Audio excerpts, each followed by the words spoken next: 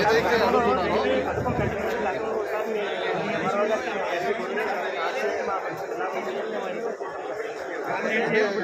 కూడా YCP government 10,000 ఇచ్చేవారు sir ఆటోలు. ఇప్పుడు ఈ ప్రభుత్వం ఎన్నికల ముందు ఏం చెప్పిందంటే మా ప్రభుత్వం అధికారంలోకి వస్తే మీకు 15,000 ఇస్తామని కూడా చెప్పింది. 15,000 అంటే 15,000తోనే ఈ ఆటో జీవనార్థి మొత్తం ఇదంతా గడపాలంటే అవ్వదన్నారు. ఎందుకంటే గతంలో ఒక 500 లేదా 400 ఆయిల్ ముట్టించుకుంటే 1,000 రూపాయలు 800 కోరుకునేవారు ఆయిల్ పోగా. మళ్ళీ దానికి అందరూ ఏదైనా రిపేర్ వస్తే ఏదైనా ప్యాచ్ పడితే ఎన్ని పోగా 500 మిగిలి ఈరోజు 100 రూపాయలు 200 ఆయిల్ కొట్టించుకుంటే 150 కూడా రాని పరిస్థితులు ఉన్నారు. ఇది